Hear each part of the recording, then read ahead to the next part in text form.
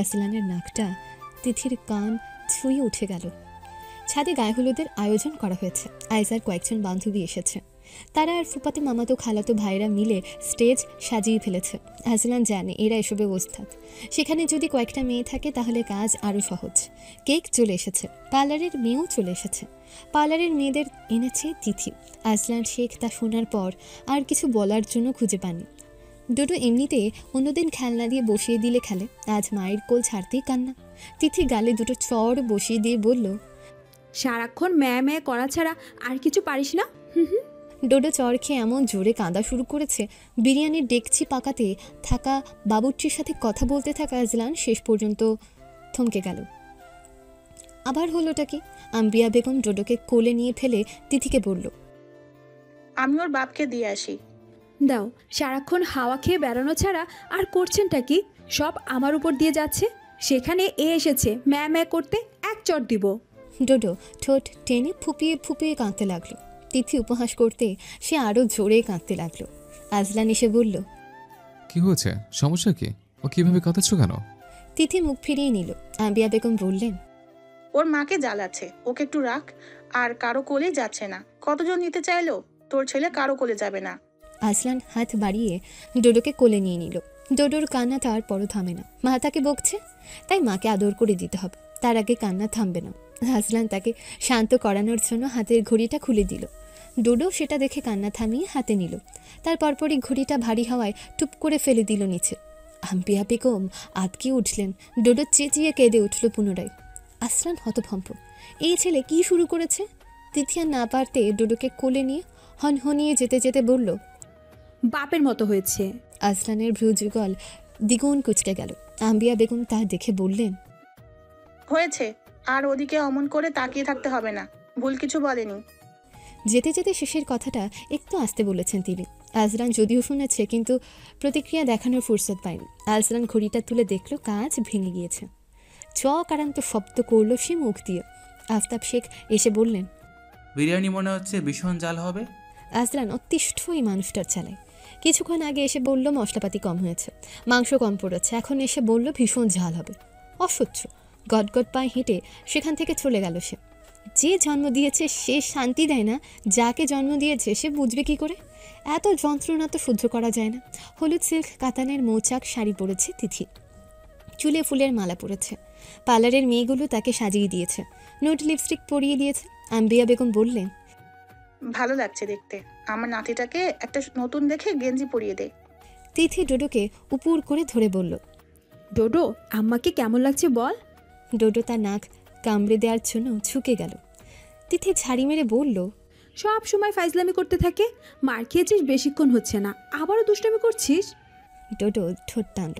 তিথি আদর করে বলল, আচ্ছা, আর বকবো না। আমার ছেলের মতো লক্ষ্মীর ছেলে আর দুটো নেই। আজলান ডার্ক গোল্ড কালারের একটা পাঞ্জাবি গায়ে দিয়েছে। ডোডোকে একটা ওই রঙের টি শার্ট পরিয়ে, পায়ে জুতো পরিয়ে, মাথায় হ্যাট পরিয়ে দিয়েছে। ডোডো হ্যাট খুলে দূরে ছুঁড়ে মারল। আজলান ধমক দিয়ে হাতে একটা ঘড়ি পরিয়ে দিল। তারপর বলল, দুষ্টুমি করলে মারবো আইসান। ডোডো হাতের বাঁধা ঘড়িটা কামড়াচ্ছে। আজলান চিরুনিতে পারফিউম স্প্রে করে চুল আঁচড়ালো। হাতে ঘড়ি পরতে পরতে ডোডোর কাছে এসে দেখল ঘড়িটার মধ্যে অন্য হাতটা ঢুকিয়ে বসে আছে সে। রাবারের ঘড়ি হওয়ায় হাতটা ঢোকাতে সহজ হয়েছে। আজলান কোমরে হাত দিয়ে ওর দিকে চেয়ে রইল। ডোডো তার দিকে চোখ তুলে চেয়ে রইল। তিথি দরজার পাশে দাঁড়িয়ে দেখল তাদের বাপ ছেলের কাণ্ড। এমনভাবে বাবার দিকে তাকিয়ে আছে, মায়া না লেগে যাবে কোথায়? আজলান কোলে তুলে বলল, এত জানালে আমি যাবো কোথায়? ডোডো তিথিকে দেখে ফেলেছে। আম্মা বলে চিৎকার দিল তক্ষুনি। আজলান ঘাড় ফিরিয়ে তাকে দেখল। তিথি মুখ পাশ করে দাঁড়িয়েছে। আজলান ঘর থেকে বের হতে সে ঘরে ঢুকলো। খাওয়া দাওয়া পর্ব চুকে গিয়েছে। আজলান যত কেজি চাউল তত কেজি মাংস দিয়ে বিরিয়ানি করেছে। সবাই খেয়ে বেশ প্রশংসা করেছে। আফতাব বুক ফুলিয়ে সবাইকে বলে বেড়াচ্ছে, আমার ছেলে কাঁচা কাজ করে না, ও চেয়েছে এমন হোক। আজলান ভাবলো কেমন পোল্ট্রিবাজ লোক তার নিজের বাবা। খাওয়া দাওয়ার ঝামেলা চুকে যাওয়ার পর স্টেজে কেক কাটতে উঠেছে অবিবাহিত মেয়েগুলো। গান বাজনা করছে সবাই মিলে। আজলানের এসব পছন্দ নয়, কিন্তু পোলাপানগুলোকে বারণ করতে যেতে আম্বিয়া বেগম বাধা দিয়ে বললেন, ওরা বিয়ে বাড়িতে ঘুমানোর জন্য আসেনি, আনন্দ করতে এসেছে। খবরদার কিছু বলবি না। আজলান পেছনে হাত ভাঁজ করে আয়েজাকে দেখতে লাগলো। সাজানোর পর তাকে আর চেনা যাচ্ছে না। যদিও সাজটা কুৎসিত হয়েছে বললে বাড়িয়ে বলা হবে, কিন্তু নিজের চেহারা বোঝা না গেলে সে যে লাভ কি? আতিফাকে একদমই চেনা যাচ্ছে না। তার উপর খেপে গেলে আতিফা বলল, ভাবির চেহারা তো পাল্টায়নি, আমাদের চেহারারও ওরকম, তাই চেঞ্জেস এসেছে। সবার ফেস কাটিং একরকম না। আজলান বলল। তোর বর তোকে চিনতে পারছে? এতক্ষণ ধরে এসব সাজছিস সবাই মিলে? আতিফা গাল ফুলিয়ে দাঁড়িয়ে রইল। আম্বিয়া বেগম এসে সবটা শুনে বললেন, তুই তোর বইয়ের পাশে গিয়ে বসে থাকতো, ওদের দেখিস না তুই। আজলান বলল। তোমাদের সাথে কথা বলে কোনো লাভ নেই। তিথি পার্লারের মেয়ে দিয়ে হেনাকেও সাজিয়েছে। সে লজ্জায় বের হচ্ছে না ঘর থেকে। সবাই এক এক রকম কথা বলছে। তিথি তাকে ট্রেনে নিয়ে এলো, বলল, লজ্জা পেলে সবাই আরও লজ্জা দেবে, ওসব বাদ দেন তো। হেনা আতিফার মেয়ে আবিরাকে নিয়ে তিথি স্টেজে উঠেছে। ডোডো তিথির কোলে। কেক এখনও পুরোটা অক্ষত রয়ে গেছে। চোখের পলকেই ঘটে গেল এক দুর্ঘটনা। ডোডো এক লাফ দিয়ে থাবা বসিয়ে দিল কেকের উপর। সবাই হইচই করে উঠল। তিথি হাতটা খপ করে ধরে ধীরে সুস্থে বের করে এনে ধমক দিয়ে বলল, এটা কি করলি ডোডো? ডোডো কেক মাখা হাতটা মায়ের দিকে বাড়িয়ে দিল। তিথি হাতটা থেকে কেক খেয়ে নিয়ে বলল, তোর পুপিকেও দে। ডোডো আইজার দিকে হাত বাড়িয়ে দিতে আইজাও একটু করে খেয়ে তার গালে আদর করে দিয়ে বলল, আম্মা সব শেষ করে দিয়েছে। তিথি তাকে নিয়ে নেমে এলো। ডোডো গালের ভেতর হাতটা রেখে কেক খেতে খেতে আবারও তিথির দিকে বাড়িয়ে দিল। তিথি বলল, তোর বাবাকেও খাওয়া তোর লালা, বজ্জাত ছেলে। ডোডো ঠোঁট টানল। তিথি ওকে নিয়ে নিচে নামতে যাবে, তক্ষুনি আজলান তাকে ডাকলো। আইজান, এখানে এসো। তিথি তাকে নিয়ে এলো। আজলান তাকে বাহবা দিয়ে বলল, দারুণ কাজ করেছো। ডোডো তার কোলে ঝাঁপ দিল। তিথির গালে হাত লাগিয়ে দিয়েছে ডোডো। সে মোছার জন্য নিচে যাওয়ার জন্য রওনা দিতে আজলান বলে উঠল। What is this আইজান? তিথি ঘাড় ফিরিয়ে দেখল ডোডো তার হাতটা আজলানের মুখে ধপাস ধপাস মেরে মেরে খেলছে। তিথি ফিক করে হেসে ফেলে আবারও হাসি আটকালো। আজলানের সারা মুখে কেক লেগে রইল। তিথি হাসি চেপে ডোডোকে কোলে টেনে নিয়ে বলল, দারুণ কাজ করেছিস। আজলান তাদের মা ছেলের পিছু পিছু ঘরে চলে এলো। তিথি টিস্যু দিয়ে কেক মুছে নিয়ে আয়নার সামনে দাঁড়ালো। আজলান মুখ ধুয়ে ডোডোর হাতটাও ধুয়ে মুছে দিয়ে বলল, তুমি আজকাল বড্ড বাজে হয়েছ আইজান। এসব যে শেখাচ্ছে তাকে বলে দেবে, এর ফল ভালো হবে না। তিথি সাথে সাথে বলল। কার ফল কেমন ভালো হয়েছে দেখতেই তো পাচ্ছি। আজলান শানিত দৃষ্টিতে তাকালো। তিথি চলে গেল আবারও। আজলানকে আম্বিয়া বেগম টেনে টুনে নিয়ে গেলেন ডোডোকে সহ। কেক কাটার জন্য দুজনকে ঠেলে ঠুলে একসাথে তুলে দিলেন। তিথি ডোডোকে সাবধানে কুলে নিয়েছে। হাতে একটা কমলা ধরিয়ে দিয়েছে। সে সেটা নিয়ে আপাতত ব্যস্ত। আইজাকে কেক কেটে খাওয়ানোর পর আইজা ভাই আর ভাবিকে খাইয়ে দিল। ডোডোকেও খাইয়ে দিল। ডোডো মায়ের মতন আইজার দিকে হাত বাড়িয়ে দিতে আইজা তার হাতে আদর দিয়ে আম করে খাবার ভান করতেই ডোডো খিলখিলিয়ে হেসে উঠল। আজলান দ্রুত পায়ে নেমে আসবে ঠিক তক্ষুনি ক্যামেরাম্যান বলল, ভাইয়া ভাবিকে কেক খাইয়ে দিন, তারপর ভাবি আপনাকে খাওয়াবে। তিথি আর আজলান দুজনে ভাবাচাকা খেয়ে গেছে। আজলান কেক কেটে অন্যদিকে চোখ রেখে তিথিকে খাইয়ে দিল, কিন্তু সেটা তিথি খেলো না। ডোডো খেয়ে নিয়েছে। আম্বিয়া বেগম ক্যামেরাম্যানকে বলল, বউকে বড় টুকরো খাইয়ে দিতে বল। ক্যামেরাম্যান বলল, এবার ভাবির জন্য কেক বড় করে কাটেন ভাইয়া। আজলান হতবাক। ডোডো কেক খেতে ক্যামেরার দিকে তাকিয়ে আছে। আজলান পুনরায় কেক কেটে তিথির দিকে বাড়িয়ে দিল। তাকিয়ে রইল ক্যামেরার দিকে। তিথির দিকে ভুলেও তাকালো না। তিথি ঝুঁকে বড় পিসের কেক থেকে একটুখানি খেলো। এমনভাবে খেলো যেন আসলান শেখের হাত তার ঠোঁট লাগলে আগুনে পুড়ে ছাই হয়ে যাবে। আসলানের এত বড় অপমান সইল না। মুখটা স্বাভাবিক রাখলো বহু কষ্টে। তিথিও কেক কেটে এমনভাবে বাড়িয়ে দিয়েছে মানুষ ভিক্ষুককেও এর চাইতে যত্ন করে কিছু খেতে দেয়। ক্যামেরার দিকে তাকিয়ে রইল, অথচ হাতটা আসলানের বুকের কাছটায়। আসলান তার হাতটা শক্ত করে ধরে কেক খেলো। তিথি প্রাণ যায় যায় অবস্থা। রাক্ষসটা হাতটা এমনভাবে ধরেছে যেন সব অপমানের বদলা নিয়ে নিল। ডোডোর হাতের উপর হাত রেখে তিথি কেক কেটে ছেলের হাতে কেক খেলো। ততক্ষণে আসলান নেমে গিয়েছে।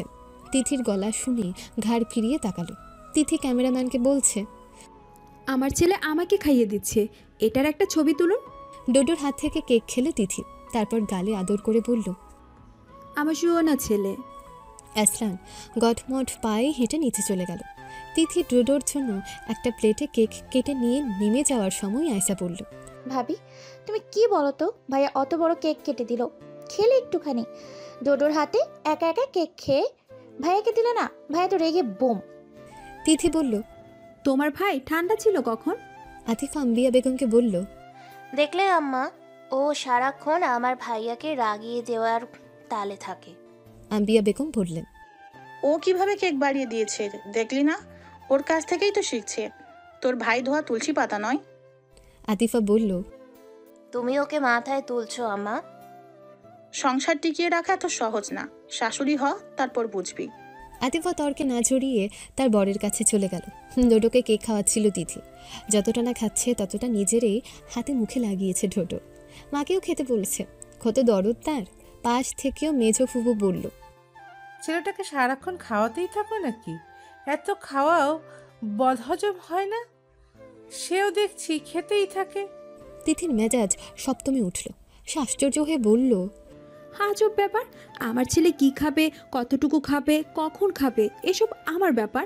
আমি ওকে দরকার পড়লে একটা বিরিয়ানি ডেকচি পুরো খাওয়াবো। আপনারটাতে কি সব কথা মুখ বুজে সহ্য করছি বলে, শুনেও না শোনার ভান করে থাকছি বলে আমার ছেলেকে নিয়ে কথা বলে তা শুনে চুপ থাকবো না? কেমন মানুষ আপনি? একটা বাচ্চার খাবারে নজর দেন? ডোডো মায়ের চিৎকার শুনে কেঁদে উঠেছে। মেজো ফুপু আম্বিয়া বেগমকে উদ্দেশ্য করে বললেন।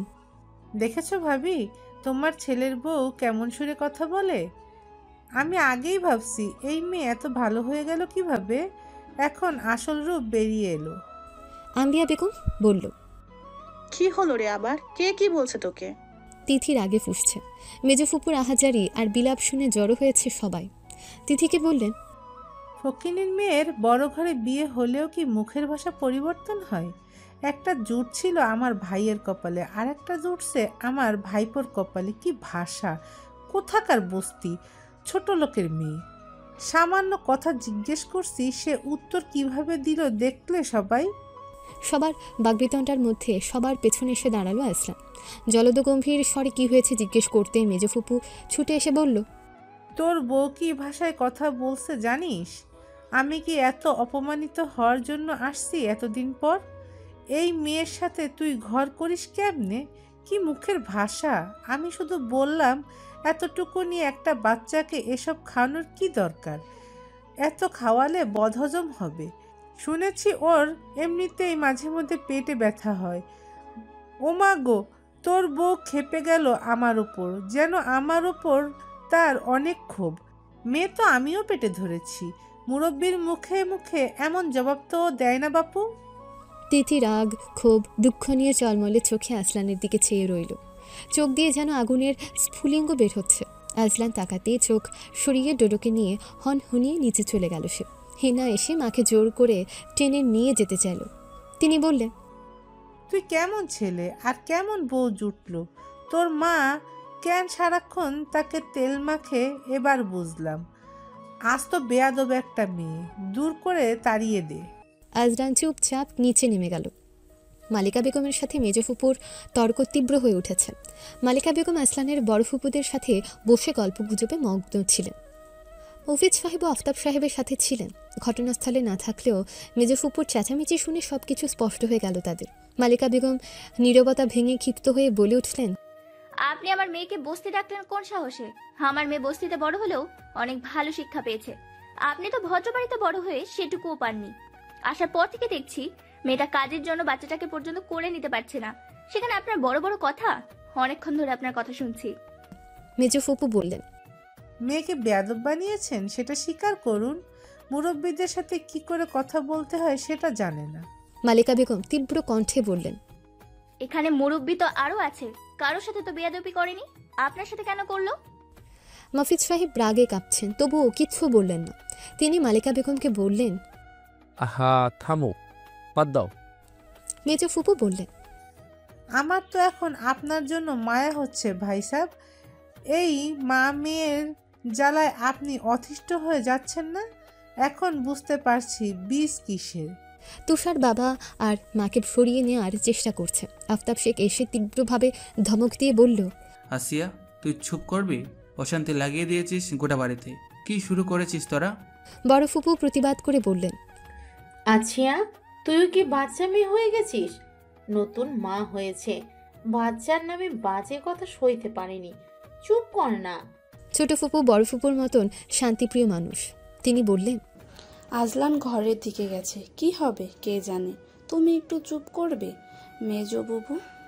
আফতাব সাহেব মালিকা বেগমের উদ্দেশ্যে বললেন, বিয়ান মাথা ঠান্ডা করুন, সবাই রেগে গেলে তো হবে না, হ্যাঁ না? তোর মাকে নিয়ে যা, আসিয়া ঘরে যা, আর কোনো কথা নয়। মেজো ফুপু বিড়বিড় করে বললেন, কোত্থেকে আত্মীয় করেছে আল্লাহ জানে। তুষার ঘাড় ফিরিয়ে ঘুরিয়ে আছিয়া বেগমের দিকে তাকালো। মালিকা বেগম তাকে টেনে নিয়ে গেলেন। তুষার বলল, আম্মা, আপাকে বাড়ি নিয়ে চলো। এখানে এক মুহূর্তও থাকবো না আমি, আপাকেও রাখবো না। এখানে সব কটা আপার সাথে খারাপ ব্যবহার করে। আইজা বলল, তুষার মাথা ঠান্ডা করো, ভাবির সামনে এসব বলো না। তুষার উত্তেজিতভাবে বলল, আপাকে যা ইচ্ছে তাই বললো ওই মহিলা। দুলা ভাইও কিছু বললো না। আপাকে সবাই এইভাবে কথা শোনায় নাকি? আইজা শান্তভাবে বলল, তুমি শান্ত হয়ে বসো ভাইয়া, সব ঠিক হয়ে যাবে। মুফিজ সাহেব অস্থিরভাবে পায়চারি করতে করতে বললেন, গোলামের ফুটটা কিছু বললো না আমার মেয়ের হয়ে, ওকে আমি ছাড়বো না। আজলান ঘরে ঢুকতেই দেখতে পেল তিথি ডোডোকে বিছানায় বসে কাপড় চোপড় গুছিয়ে নিচ্ছে। সে হতবাক হয়ে গেল, মাথায় একাধিক প্রশ্ন উকি দিচ্ছে। কি করতে চাইছে মেহবুব? বিস্ময় ভরা কণ্ঠে প্রশ্ন করল, কি করছো তুমি? তিথি ধীরে ধীরে ঘাড় ঘুরিয়ে তাকালো তার দিকে। তার চোখে যেন রাগের স্ফুলিঙ্গ ছড়িয়ে পড়েছে। এমন দৃশ্য দেখে আজলানের মনে ভীতির শিহরণ জাগিয়ে তুলেছে। আবার বাড়ি ছেড়ে চলে যাবে নাকি? আশ্চর্য! ঠিক তখনই আয়েশা আর আম্বিয়া বেগম ঘরে এসে দাঁড়ালো। তাদের চোখে উদ্বেগের ছায়া।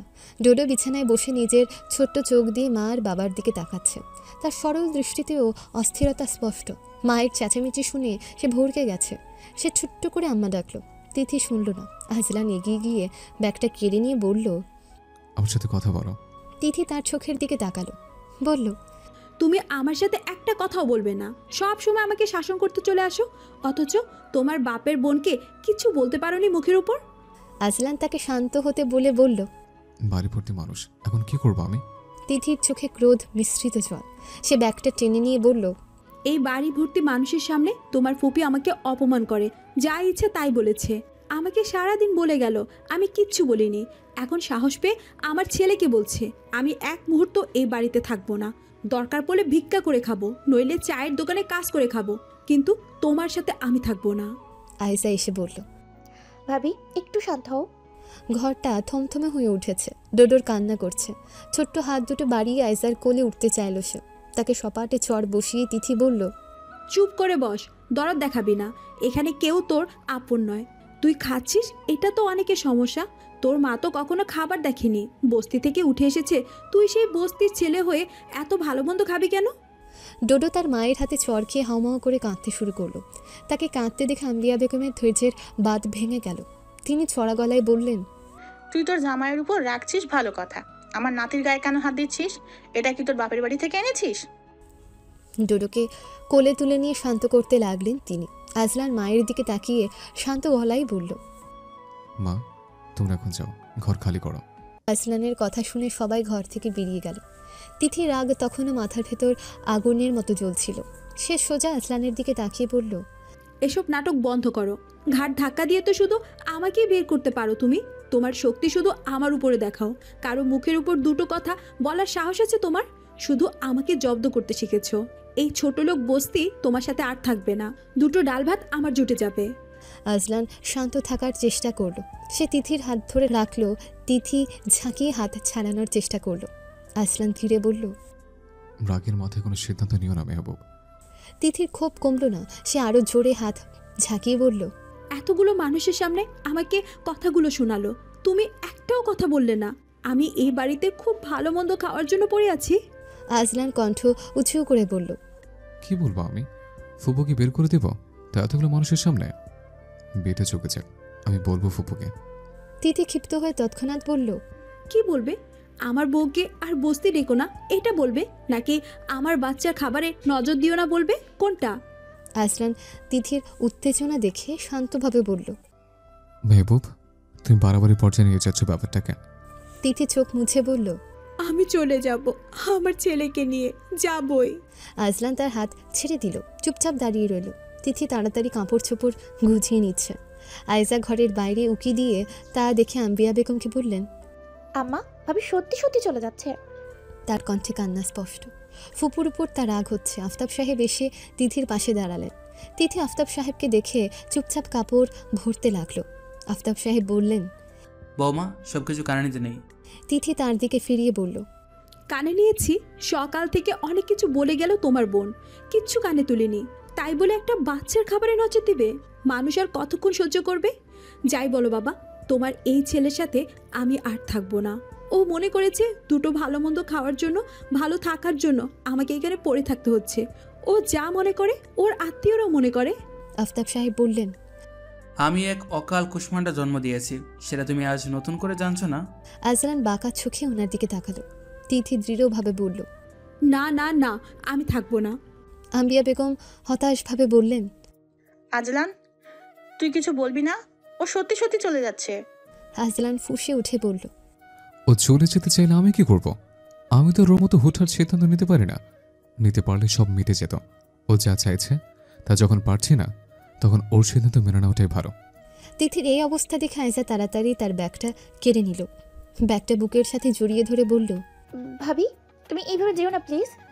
তুমি চলে গেলে এত সব কে সামলাবে?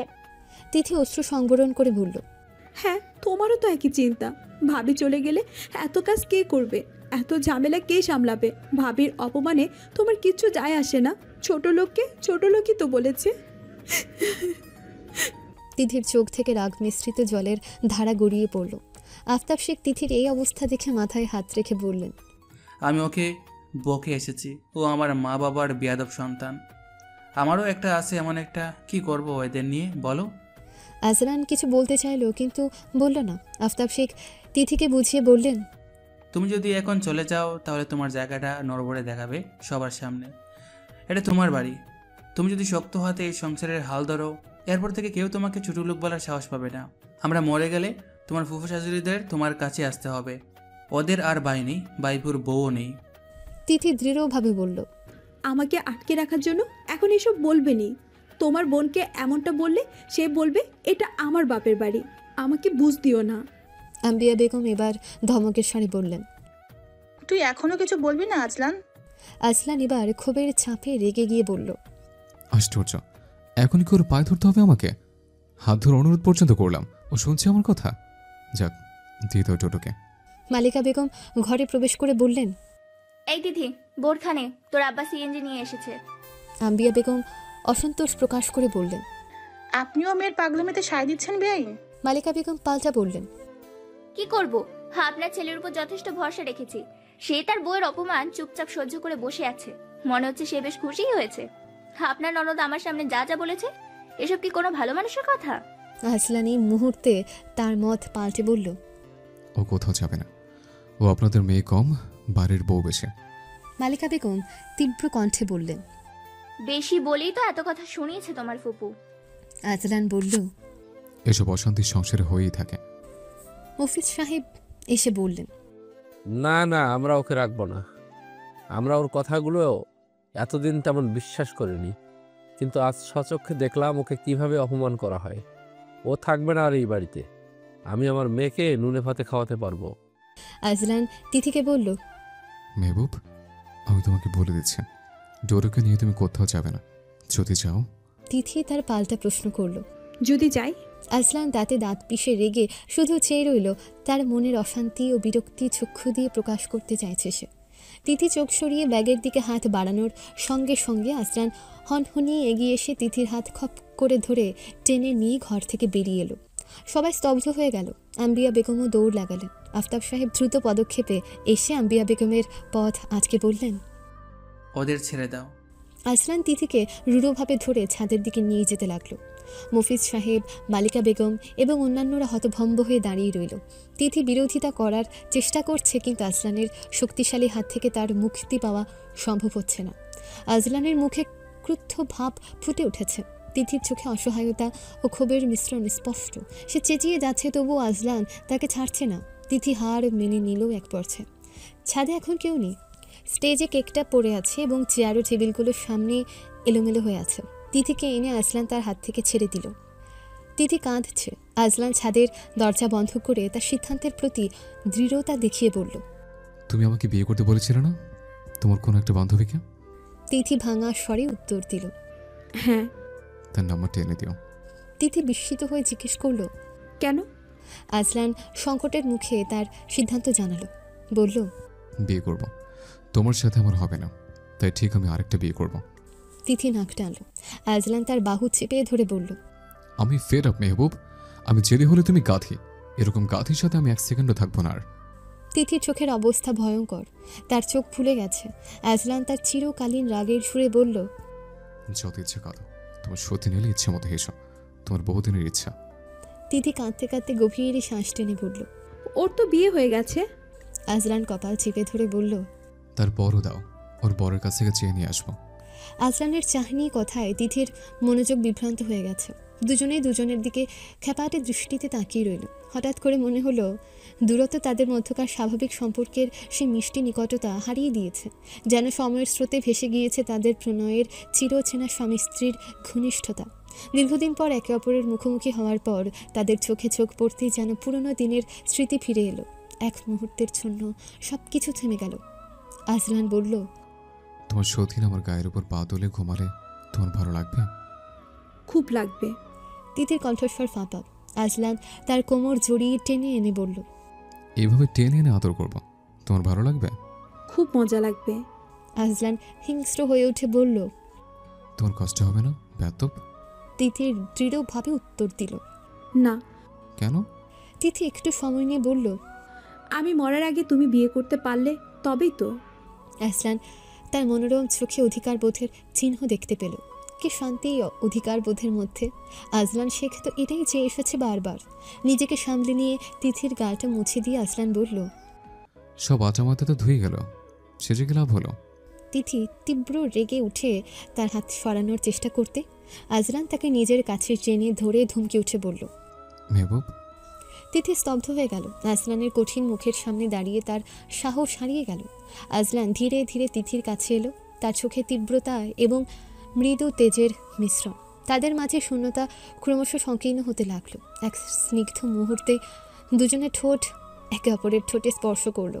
আজলান তিথির ঠোঁটে ধীরে ধীরে চুম্বন করল, যেন সেই চুম্বন সমস্ত কথা এবং অনুভূতি বহন করছে যেন। তিথি অবাক হয়ে তার প্রতিক্রিয়া দিল। হঠাৎ করে দুজনে একে অপরের ঠোঁট কামড়ে ধরল, যেন তাদের ক্ষোভ আর রাগের সমস্ত অভ্যন্তরীণ আবেগ বাইরে বের হয়ে এসেছে। চুম্বনের এই অস্থিরতা, ঝগড়ার উত্তেজনার অম্ল স্বাদের এক অদ্ভুত মিশ্রণ থেকে তিথি নিজেকে ছাড়িয়ে নিয়ে বলল, তুমি 100টা বিয়ে করো, আমার কোনো আপত্তি নেই। এমন রাক্ষসের মতো কেউ চুমু খায় নাকি? আজলান হতভম্ব। তিথি তার বুকে কিল বসিয়ে বলল, ছাড়ো, চিৎকার করে ক্যামেরাম্যানকে ডাকবো। তোমার ইজ্জতের দফারফা করতে আমার 2 সেকেন্ডও লাগবে না আজলান শেখ। আজলান তাকে ছেড়ে দিল নির্লিপ্তভাবে, যেন কিছুই করেনি সে। নিজের ভাবগাম্ভীর্য ধরে রেখে টিস্যু দিয়ে নিজের মুখ মুছতে মুছতে বলল, তুমি ছাদ থেকে নেমে সোজা আয়নার সামনে গিয়ে দাঁড়ালে বুঝতে পারবে কার ইজ্জতের দফারফা হয়ে গেছে। বউ কি বলল? আম্বিয়া বেগম এক প্রকার ছুটে এসে প্রশ্ন ছুড়লেন। আজলান সিঁড়ি বেয়ে নামতে নামতে বলল, কি বলবে? বিয়ের ঝামেলা শেষ হলে চলে যাবে এই বলছে। আম্বিয়া বেগম বললেন, যাক বাবা, একটু ঠান্ডা হলেই হলো। তোর ফুফু তো আবার ঢং শুরু করছে চলে যাওয়ার জন্য। তোর বাপ দরজা বন্ধ করে রাখছে। আইজাকে নিয়ে যুবতীরা ছাদে চলে গেল। অনুষ্ঠান যথারীতি শুরু হয়েছে আবারও। তিথি ঘরে শাড়ি টাড়ি খুলে ছুঁড়ে মেরেছে, সালোয়ার কামিজ পরে বসে আছে। তাতে কি পেয়েছেটা কি? অমন শক্ত করে ধরে চুমু দিলেই সে সব ভুলে যাবে? বিয়েটা চুকে যাক, এই আজলান শেখকে যদি সে কাঁদিয়ে না ছাড়ে, তার নাম তিথি নয়। ডোডো ঘুমিয়ে পড়েছে। তিথি তার দিকে ঝুঁকে গালে চুমু দিল। দোষ করবে বাপে, মায়ের খায় ছিলে। ডোডোর গালে ঠোঁট চেপে তিথি বলল, ডোডো, তোর বাপকে আমি ছাড়বো না। সুদে আসলে শোধ তুলবো, তুই দেখিস। মালিকা বেগম এসে উকি দিয়ে বলল, হ্যাঁ রে, তোর আব্বা বলছে চলে যাওয়ার জন্য, আমরা যাই তাহলে। তিথি লাফ দিয়ে উঠে বলল, কেন চলে যাবে? কেন? তুষার থাকতে চাচ্ছে না। কোথাও যাবে না, গেলে আর আসবে না। আমার মাথা আর খারাপ করো না আম্মা, যাও। মালিকা বেগম বললেন, তোর ফুপু শাশুড়িকে দরজা বন্ধ করে আটকে রাখতে হয়েছে। তিথি বলল, ওসব কথা বাদ দাও। তুমি শরীর খারাপ লাগলে ডোডোর পাশে শুয়ে থাকো। আব্বা আমার শ্বশুরের ঘরে থাকবে, তুষারের ব্যবস্থা আমি করব। মালিকা বেগম সংকোচের সাথে জানতে চাইলেন, জামাই আসবে না? না না, আসবে না, ও ওই ঘরে আসবে না আর। মালিকা বেগম বিছানায় উঠে বসল। ডোডোকে বুকে টেনে জড়িয়ে ধরে শুয়ে পড়ে বলল, তোর বড় ফুপু ছোট ফুপু শাশুড়ি ভালো মানুষ, মাঝখান থেকে এটা বেশি কুটনিগিরি করছে। কেন করছে সেটাও বুঝতে পারছি আমি। তিথি বলল, করুক গে, ওসব কানে তুলি না আমি। ওর মেয়ে সংসার করতে পারেনি, এটা ওর কপালের দোষ, আমার নাকি? তোমার জামাইরও না। ওর মেয়ে তার ভাইপোকে ছেড়ে চলে গেছে, কেউ ওকে তাড়ায়নি। মালিকা বেগম বললেন। তারপরও সাবধানে থাকিস। তিথি বলল, সাবধানে না থাকলে ডোডোর আব্বাকে নিয়ে যাবে বলছো? মালিকা বেগম বলল, ঠান্ডা মাথায় চিন্তা করতে পারিস না? ছেলেদের মাথা ঘুরতে বেশি সময় লাগে না। তোর জামাই যেমন ফুপু ভক্ত, কিছু বলল না দেখলেই তো ছাড় দিবি না একদম। তিথি চুপ করে রইল। মালিকা বেগমের পাশে শুয়ে জড়িয়ে ধরে বলল, তোমাকে জড়িয়ে ধরে ঘুমাই আম্মা? মালিকা বেগম বললেন, এখানে যা অবস্থা দেখছি, জামাই তোর হয়ে কথা না বললে তো সমস্যা। মা মেয়ের কথার ফাঁকে হঠাৎ নিজস্ব গতিতে হেঁটে ঘরে ঢুকে পড়ে আসলাম। মালিকা বেগমকে দেখে কপালের একপাশ চুলকে বলল, ও আপনি থাকুন, আমি ছাদে যাচ্ছি। মালিকা বেগম দ্রুত উঠে পড়লেন, বললেন, না না, আমি চলে যাচ্ছি, যেও না, তোমার শরীর খারাপ। আজলান তিথির দিকে একটুখানি তাকিয়ে বলল, না আমি আছি, আপনি থাকুন। সে বেরিয়ে গেল। তিথি মৃদু হেসে বলল, শাশুড়িকে আজ ডরাইছে আম্মা, তুমি ফাটিয়ে দিয়েছো। ফাইজলামি করিস না তিথি, আমি যাচ্ছি, যা ডেকে নিয়ে আয়। তিথি বলল, মাথা খারাপ হয়নি আমার। ওর বোনের গায়ে হলুদে নেচে আসুক, আমি আর বাচ্চা ঘুমাই। এই ডোডো, তুই ভুসভুস করে ঘুমাচ্ছিস কেন? বেয়াদব, ওঠ। মালিকা বেগম বলল, আহা ডাকিস না, ঘুমাক।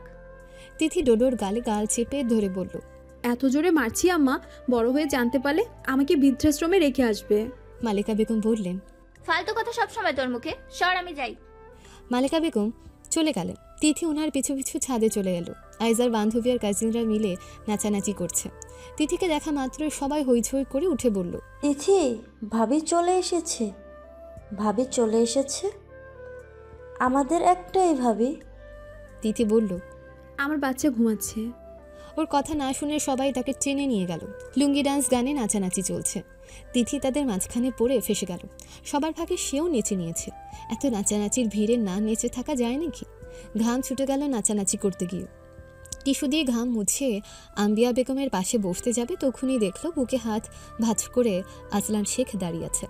এতক্ষণ নাচানাচি দেখছিল, তিথির দিকে শান্ত দৃষ্টিতে চেয়ে আছে। তিথির হঠাৎ করে লজ্জা লাগলো। তাকানো দেখে মনে হচ্ছে এ প্রথম বউকে দেখছে। যত সব ঢং। আইজার তার বান্ধবীরা কালো চশমা গানে নাচছে।